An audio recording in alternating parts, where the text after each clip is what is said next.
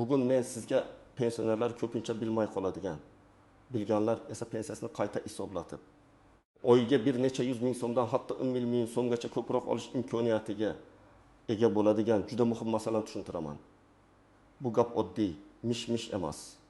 Bu pensiya hisoblash tartibidagi eng og'riqli joylardan biri. Mehnat staji va ish haqi bo'yicha hujjatlar, ayniqsa arxiv ma'lumotnomalari masalasi. Agar siz pensioner bo'lsangiz, ota-onangiz pensiya olayotgan bo'lsa yoki yaqinda pensiyaga chiqmoqchi bo'lsangiz, bu ma'lumot sizga bevosita tegishli. Chunki ko'p odamlar pensiyaga chiqqanda faqat qo'lida bor hujjatlar bilan rozi bo'lib ketadi. Keyin esa yillar davomida aslida yuqoriroq pensiya olishga haqli bo'lganini bilmay yuradi. Shuning uchun hozirroq kanalga obuna bo'ling, videoga like bosing va oxirigacha diqqat bilan eshiting. Men bugun qaysi yozuv, qaysi hujjat va qaysi arxiv ma'lumotnomasi pensiyani oshirish mumkinligini oddiy tilda tushuntiraman. Avval pensiya qanday hisoblanishini sodda qilib tushuntirib beraman. Pensiya miqdori odatda ikki asosiy narsaga bog'liq bo'ladi. Birinchisi, insonning ish staji, ya'ni qancha yil rasmiy ishlagani. Ikkinchisi, uning ish haqi, ya'ni pensiya hisoblashda olinadigan daromadi. Mana shu ikki narsa to'liq va to'g'ri tasdiqlansa, pensiya ham adolatli chiqadi. Agar stajning bir qismi tushib qolsa yoki yuqori oylik olgan yillar hisobga olinmasa, pensiya past chiqib qoladi. Ilgari odamlar ko'pincha mehnat daftarchasiga qarab pensiyaga chiqarilgan. Mehnat daftarchasida qayerda ishlagani, qachon qabul qilingani, qachon bo'shagani yozilgan bo'ladi. Lekin mehnat daftarchasida eng muhim narsa ko'pincha bo'lmaydi. Odam o'sha yillarda qancha oylik olgani. Ayniqsa Sovet davrida 1990 yillar boshida zavod, kolxoz, sovxoz, qurilish tashkilotlari, tibbiyot, ta'lim, transport, savdo tizimlarida ishlagan odamlarning oyliklari alohida hisob-kitob vedomostlarda, buxgalteriya hujjatlarida yoki arxivlarda saqlangan. Hozir esa pensiya tizimida ma'lumotlar asta-sekin elektronlashib boryapti. Lekin bu degani eski yillardagi hamma ma'lumot avtomatik chiqadi degani emas. Ayniqsa 2000 yillargacha ishlaganlar, tashkiloti yopilib ketganlar, nomi o'zgarganlar, hujjatlari arxivga topshirilganlar ehtiyot bo'lishi kerak. Chunki pensiya jamg'armasi yoki mas'ul organ faqat mavjud va tasdiqlangan ma'lumot asosida hisoblaydi. Agar sizning yuqori ish haqingizni tasdiqlovchi hujjat topilmasa, tizim uni o'zidan qo'shib bermaydi. Mana shu joyda ko'p pensionerlar yutqazadi. Ular men 35 yil ishlaganman, nega pensiyam kam deb hayron bo'ladi. Men bunday holatlarda birinchi navbatda so'rayman. Ish stajiningiz to'liq kiritilganmi? Yuqori oylik olgan yillaringiz bo'yicha arxiv ma'lumotnomasi bormi? Mehnat daftarchangizdagi yozuvlar aniqmi? Tashkilot nomlari to'g'ri ko'rsatilganmi? Ko'pincha javob shunday bo'ladi. Bilmadim, menga hech kim aytmagan. Mana shu hech kim aytmagan degan gap pensioner uchun har oy pul yo'qotish degani bo'lishi mumkin. Endi qaysi yozuv haqida gap ketayotganini aniq aytaman. Eng muhim yozuv bu mehnat daftarchasidagi ishga qabul qilingan va ishdan bo'shatilgan yozuvlar hamda shu ish davri bo'yicha ish haqi yoki daromadni tasdiqlovchi arxiv ma'lumotnomasi. Ko'pchilik faqat mehnat daftarchasiga qaraydi.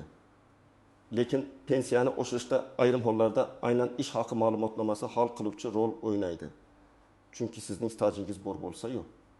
Lekin o'sha yillardagi yuqori oyligingiz tasdiqlanmasa, pensiya pastroq hisoblanishi mumkin. Masalan, bir odam 1995 yildan 2000 yilgacha yirik korxonada ishlagan, mehnat daftarchasida hammasi bor. Lekin pensiya tayinlashda o'sha yillardagi real ish haqi bo'yicha arxiv ma'lumotnomasi olib kelinmagan. Tizim mavjud minimal yoki o'rtacha ma'lumotlar asosida hisoblab bergan. Natijada pensiya 2100 ming so'm chiqqan. Keyin u odam arxivga murojaat qilib, 1993, 1994, 1995, 1996, 1997 yillardagi yuqori oyliklari bo'yicha ma'lumotnoma oladi. Qayta hisoblashdan keyin pensiyasi 2 million 800 ming so'm bo'lishi mumkin. Bu yerda farq 7 million so'm. Bir oyda 7,5 million so'm, bir yilda 9 million so'm. Endi tasavvur qiling, odam buni 5 yil bilmay yurgan bo'lsa, qancha pul yo'qotgan bo'ladi. Yana bir misol. Ayol kishi 25 yil maktabda ishlagan. Keyin bir necha yil tug'ruq ta'tilida bo'lgan, so'ng yana ishlagan. Pensiyaga chiqqanda uning ayrim yillari stajga noto'g'ri kiritilgan yoki umuman hisobga olinmagan bo'lishi mumkin. Agar bola parvarishi, ish joyi, buyruqlar, mehnat daftarchasi va boshqa tasdiqlovchi hujjatlar to'g'ri topshirilsa, staj oshadi. Staj oshsa, ayrim hollarda pensiya miqdori ham oshadi. Bu har doim 1000 so'm bo'ladi degani emas, lekin 200 ming, 300 ming, 500 ming so'mlik farqlar amaliyotda juda ko'p uchraydi. Yana bir odatiy holat. Erkak kishi qurilish tashkilotida ishlagan, keyin tashkilot yopilgan. Mehnat daftarchasida muhr xira, tashkilot nomi eski. Buyruq raqami o'qilmaydi. Pensiya tayinlashda ayrim davrlar shubhali deb qaraladi yoki qo'shimcha hujjat so'raladi. Odam esa o'sha tashkilot yo'q-ku, endi nima qilaman deb qo'l siltaydi. Aslida tashkilot yopilgan bo'lsa ham, uning hujjatlari tuman, viloyat yoki idoraviy arxivga topshirilgan bo'lishi mumkin. Arxivdan buyruq nusxasi ish haqi bedomosida shaxsiy hisob varaqasi yoki stajni tasdiqlovchi ma'lumotnoma olinishi mumkin. Mana shu hujjat pensiyani oshirishga asos bo'ladi. Kimlar ayniqsa xavotir olishi kerak? Men birinchi navbatda 1990-yillar va 2000-yillar boshida ishlaganlarga e'tibor qarataman. Chunki bu davrda ko'p tashkilotlar qayta tashkil etilgan, nomini o'zgartirgan, tugatilgan yoki xususiylashtirilgan. Ikkinchi guruh mehnat daftarchasida yozuvlari to'liq bo'lmaganlar. Masalan, ishga kirgan sanasi bor, lekin bo'shagan sanasi noaniq, tashkilot muhri tushmagan, lavozim yozilgan, lekin buyruq raqami yo'q. Uchinchi guruh yugori oylik olganini biladigan, lekin pensiyasi past chiqqanlar. Masalan, odam brigadir, ustaxona boshlig'i, haydovchi, shifokor, muhandis, buxgalter, sex boshlig'i bo'lgan. Lekin pensiyasi oddiy minimal darajaga yaqin chiqib qolgan. Bu holatda tekshirish shart. Kimlar bunchalik xavotir olmasa ham bo'ladi. Agar sizning barcha ish davrlaringiz elektron bazada to'liq ko'rinib turgan bo'lsa, ish beruvchingiz ijtimoiy soliq va badallarni to'liq topshirgan bo'lsa, pensiya tayinlashda barcha hujjatlar qabul qilingan bo'lsa va siz qayta hisob-kitob varaqasini ko'rib, unda staj va daromadlar to'g'ri aks etganini tasdiqlagan bo'lsangiz, xavf kamroq. Lekin men shunda ham kamida bir marta pensiya hisob-kitobini yozma ravishda so'rab olishni maslahat beraman. Chunki oddiy odam ko'pincha hammasi to'g'ri degan og'zaki javob bilan cheklanib qoladi. Og'zaki gap esa ertaga dalil bo'lmaydi. Bu yerda yana bir muhim narsani tushunish kerak. Pensiyani 20 ming so'mga oshirish har bir pensionerda avtomatik bo'lmaydi. Bu sarlavhadagi raqam imkoniyatni ko'rsatadi, kafolat emas. Bunday katta oshish odatda quyidagi holatlarda bo'ladi. Odamning ko'p yillik staji tushib qolgan bo'lsa, yuqori ish haqi olgan yillari hisobga olinmagan bo'lsa, zararli yoki og'ir mehnat sharoitida ishlagan davrlari noto'g'ri baholangan bo'lsa, yoki pensiya tayinlanganda hujjatlar yetarli bo'lmagani uchun hisob pastroq chiqqan bo'lsa. Shuning uchun men har doim aytaman, avval hujjatni topamiz, keyin hisobni tekshiramiz. Shundan keyin oshish miqdori haqida gapiramiz. Endi qoidaning nozik joylariga o'tamiz. Birinchi nozik jihat, har qanday qog'oz hujjat hisobga olinavermaydi. Arxiv ma'lumotnomasi rasmiy bo'lishi kerak. Unda arxiv yoki vakolatli tashkilot nomi, sana, raqam, mas'ul shaxs imzosi, muhr, qaysi hujjatlar asosida berilgani ko'rsatilgan bo'lishi lozim. Falonchi shu yerda ishlagan degan oddiy ma'lumot yetarli bo'lmasligi mumkin. Pensiya uchun hujjat aniq davrni, lavozimni, ish haqi yoki ish tajribasini tasdiqlash kerak. Ikkinchi nozik jihat, mehnat daftarchasidagi xatolar. Ba'zan odamning familiyasi bir hujjatda Karimova, boshqasida Karimov yoki bitta harfi boshqacha yozilgan bo'ladi. Tug'ilgan sana bir joyda 1948, boshqa joyda 1949 bo'lishi mumkin. Bunday farqlar mayda ko'rinsa ham pensiya ishida muammo tug'diradi. Chunki hujjat aynan shu shaxsga tegishli ekanini isbotlash kerak bo'ladi. Bunday vaziyatda qo'shimcha ma'lumotnoma, nikoh guvohnomasi, familiya o'zgarganini tasdiqlovchi hujjat yoki sud orqali faktni belgilash masalasi paydo bo'lishi mumkin. Uchinchi nozik jihat, barcha ishlar stajga bir xil tartibda kiritilmaydi. Rasmiy mehnat shartnomasi bo'lgan davr, buyruq asosida ishga qabul qilingan davr, haq to'langan ish davri bilan norasmiy ishlagan davr bir xil emas. Men o'sha yerda ishlaganman, hamma biladi degan gap yetarli emas. Pensiya tizimi guvohlarning og'zaki gapidan ko'ra hujjatga tayanadi. Ayrim hollarda guvohlik yordam berishi mumkin, lekin bu alohida tartib va alohida isbot talab qiladi. Shuning uchun men odamlarni faqat xotiraga emas, hujjatga tayanishga chaqiraman. To'rtinchi nozik jihat, ish haqi ma'lumotnomasida past oylar ham bo'lishi mumkin. Masalan, odam 5 yil ichida ayrim oylarda yuqori mukofot olgan, ayrim oylarda esa ta'til. Kasallik varaqasi yoki ish to'xtab qolish sababli past oylik olgan.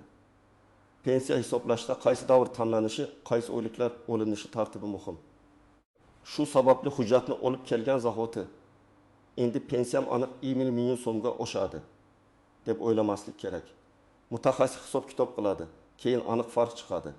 5-nozik jihat zararli. Og'ir yoki maxsus sharoitdagi ishlar. Ba'zi odamlar shaxta, kimyo, metallurgiya, qurilish, issiq seks, tibbiyotning ayrim yo'nalishlari, transport yoki boshqa og'ir sharoitlarda ishlagan bo'lishi mumkin. Bunday ishlar pensiyaga chiqish yoshi, staj hisoblanishi yoki imtiyozli shartlarga ta'sir qilishi mumkin. Lekin bu uchun lavozimnoma ish joyi, mehnat sharoiti va tegishli ro'yxat bo'yicha moslik tasdiqlanishi kerak. Faqat men og'ir joyda ishlaganman deyish yetmaydi. Lavozim hujjatda qanday yozilgan bo'lsa, shunday bog'lanadi. Ba'zan bitta so'z farqi ham natijaga ta'sir qiladi. 6-nozik jihat. Qayta hisoblash faqat ariza bilan boshlanadi. Ko'p pensionerlar agar menga tegishli bo'lsa, o'zlari oshirib beradi deb o'ylaydi. Amalda esa siz qo'shimcha hujjat topshirsangiz, ariza bersangiz, shundan keyin masala ko'rib chiqiladi. Davlat organlari hamma eski arxivlarni avtomatik izlab, har bir pensioner uchun alohida yuqori oyliklarni topib bermaydi. Bu ishda pensionerning o'zi yoki uning farzandlari faol bo'lishi kerak. 7-nozik jihat muddatlar va to'lovlar masalasi. Agar pensiya avval to'g'ri hisoblangan bo'lsa yoki qo'shimcha hujjat kech topilgan bo'lsa, qayta hisoblash qaysi sanadan qo'llanishi alohida tartibga bog'liq bo'ladi. Ba'zan oshirilgan pensiya ariza berilgan kundan yoki keyingi davdan to'lanadi. Ba'zan boshqa holatlar ham bo'lishi mumkin. Shuning uchun men hech qachon hamma o'tgan yillar uchun pulni qaytarib oladi deb va'da bermayman. Buni faqat hujjatlar va amaldagi tartib asosida aniqlash mumkin. Eng to'g'ri yo'l arizani yozma berish, javobni ham yozma olish. Endi nima qilish kerakligini aniq bosqichma-bosqich aytaman. Birinchi qadam. O'zingizdagi barcha hujjatlarni yig'ing. Mehnat daftarchasi, pasport yoki ID karta, pensiya guvohnomasi, diplom, harbiy xizmat hujjati, nikoh yoki familiya o'zgarganini tasdiqlovchi hujjat, bolalar tug'ilganlik guvohnomalari, eski ish joylaridan olingan ma'lumotnomalar, buyruq nusxalari, ish haqi varaqalari bo'lsa, hammasini bir joyga to'plang. Hujjatlarning oddiy nusxasini ham tayyorlab qo'ying. Ikkinchi qadam pensiya hisob kitobingizni so'rang. Siz pensiya jamg'armasining hududiy bo'limiga yoki tegishli davlat xizmatlari kanallari orqali murojaat qilib, pensiyangiz qaysi staj va qaysi daromadlar asosida hisoblanganini bilishga haqlisiz. Men doim shuni maslahat beraman. Menga pensiyamni hisoblashda inobatga olingan ish staj davrlari va ish haqi ma'lumotlari bo'yicha tushuntirish berishingizni so'rayman deb yozma ariza bering. Og'zaki so'rasangiz, og'zaki javob olasiz, yozma so'rasangiz hujjatli javob olasiz. 3-qadam, mehnat daftarchangizni pensiya hisob kitobi bilan solishtiring. Masalan, mehnat daftarchasida 1970-yildan 1906 yilgacha ishlaganingiz yozilgan. Lekin pensiya hisobida bu davr yo'q yoki qisqa ko'rsatilgan bo'lishi mumkin. Yoki 1992 yildan 1998 yilgacha yuqori lavozimda ishlagansiz, lekin ish haqi ma'lumoti hisobga olinmagan bo'lishi mumkin. Har bir ish joyini alohida tekshiring. Qabul qilingan sana, bo'shagan sana, tashkilot nomi, lavozim, buyruq raqami, muhr va imzo. 4-qadam, eski ish joyingizning hujjatlari qayerda ekanini aniqlang. Agar tashkilot hozir ham ishlayotgan bo'lsa, bevosita o'sha tashkilotga murojaat qiling. Kadrlar bo'limidan yoki buxgalteriyadan ish staji va ish haqi haqida ma'lumotnoma so'rang. Agar tashkilot tugatilgan bo'lsa, tuman yoki viloyat arxiviga murojaat qiling. Ba'zan hujjatlar yuqori turuvchi tashkilot arxivida, vazirlik yoki idoraviy arxivida, ba'zan esa huquqiy voris bo'lgan korxonada saqlanadi. Murojaatda tashkilotning eski nomini, taxminiy ishlagan yillaringizni, lavozimingizni, tug'ilgan sanangizni va mehnat daftarchasidagi ma'lumotlarni aniq yozing. 5-qadam, arxivga ariza yozishda umumiy gap yozmang. Masalan, menga ma'lumotnoma bering deb yozish yetarli bo'lmasligi mumkin. Men bunday yozishni tavsiya qilaman. Men falon yildan falon yilgacha falon tashkilotda falon lavozimda ishlaganman. Pensiyani qayta hisoblash uchun ish stajimni va shu davrdagi ish haqini tasdiqlovchi arxiv ma'lumotnomasini berishingizni so'rayman. Agar aniq yillarni bilmasangiz, taxminan 1997-1995 yillar oralig'ida deb ko'rsating. Lekin iloji boricha aniq yozing. 6-qadam olingan arxiv ma'lumotnomasini darhol pensiya bo'limiga topshiring. Topshirayotganda albatta ariza bilan topshiring va qabul qilinganini tasdiqlovchi belgi, ro'yxat raqami yoki elektron tasdiqni saqlab qo'ying. Men ko'p ko'rganman, odam hujjat olib keladi, kabinetga beradi, keyin qayerga qo'ydingiz degan muammo chiqadi. Hujjat topshirilganini isbotlay olmasangiz, vaqt yo'qotasiz. Shuning uchun har bir ariza va hujjat bo'yicha nusxa va qabul belgisi bo'lsin. 7-qadam javobni kuting va hisob kitobni tekshiring. Agar pensiya oshirilsa, yangi miqdor qaysi sanadan belgilanganini so'rang. Agar oshirilmasa, sababini yozma so'rang. Hujjat mos kelmadi, ma'lumot yetarli emas, davr hisobga olinmaydi kabi javoblari bo'lsa, sababini aniq bilish kerak. Ba'zan bitta qo'shimcha hujjat masalani hal qiladi. Ba'zan esa hujjatdagi xatoni tuzatish, familiya farqini tasdiqlash yoki arxivdan batafsilroq ma'lumot olish kerak bo'ladi. 8-qadam rad javobi bo'lsa taslim bo'lmang. Men rad etildi degan yozuvni yakuniy nuqta deb hisoblamayman. Avval rad etish sababi qonuniy va asosli ekanini tekshirish kerak. Siz yuqori turuvchi organga murojaat qilishingiz, qayta ko'rib chiqishni so'rashingiz yoki zarur hollarda sud tartibida huquqingizni himoya qilishingiz mumkin. Albatta, sudga borishdan oldin hujjatlarni tartibga keltirish, mutaxassis bilan maslahatlashish va talabingizni aniq hisob kitob bilan asoslash kerak. Yana bir amaliy maslahat: farzandlar ota-onasiga yordam bersin. Ko'p pensionerlar arxiv, elektron navbat, ariza, nusxa, muhr, idora degan ishlardan charchaydi. Ular mayli, shu pensiyam yetadi deb qo'l siltaydi. Lekin oyga 300 ming so'm ham pensioner uchun dori-darmon, oziq-ovqat, kommunal to'lovlar, nabirlarga yordam degani. Agar farzandlar bir hafta vaqt ajratib, ota-onasining mehnat daftarchasini tekshirsa, eski ish joylarini aniqlasa, arxivga so'rov bersa, juda katta foyda qilishi mumkin. Men yana bir narsani alohida aytaman. Hech kimga pul berib, pensiyangizni oshirib beraman degan va'dalarga ishonmang. Pensiya faqat qonuniy hujjat va rasmiy hisob kitob asosida oshadi. Agar kimdir arxivsiz ham qilib beraman, tanishim bor, oldindan pul bering desa, ehtiyot bo'ling. Sizning eng kuchli qurolingiz tanish bilish emas, to'g'ri hujjat, yozma ariza va rasmiy javobdir. Har bir harakat izli bo'lsin, har bir topshirilgan hujjat tasdiqlangan bo'lsin. Bugungi eng muhim fikr shuki, pensiya kam chiqqan bo'lsa, darhol shunaqa ekan deb ko'nib ketmang. Mehnat daftarchasidagi yozuvlar ish staji, yuqori oylik yillari va arxiv ma'lumotnomalari pensiyani sezilarli oshirishi mumkin. Ayrim holatlarda bu oshish oyga 1000 ming so'mgacha yetishi mumkin. Lekin buning uchun hujjat bo'lishi, ariza berilishi va qayta hisoblash talab qilinishi kerak. Men sizga maslahat beraman. Bugunoq ota-onangizning yoki o'zingizning pensiya hujjatlaringizni ko'rib chiqing. Qaysi yillar hisobga olingan, qaysi yillar tushib qolgan, qaysi ish joylaridan ish haqi ma'lumotnomasi olinmagan, hammasini yozib chiqing. Keyin pensiya bo'limiga yoki arxivga rasmiy murojaat qiling. Og'zaki gap bilan emas, yozma ariza bilan ishlang. Sizda shunday holat bo'lganmi? Ko'p yil ishlagansiz, lekin pensiya kutilgan kam chiqqanmi? Izohlarda yozing. Qaysi yillarda, qaysi sohada ishlagansiz? Qanday muammoga duch kelgansiz? Bu mavzu ko'pchilikka tegishli. Shuning uchun videoni like bosing, yaqinlaringizga yuboring va kanalga obuna bo'ling.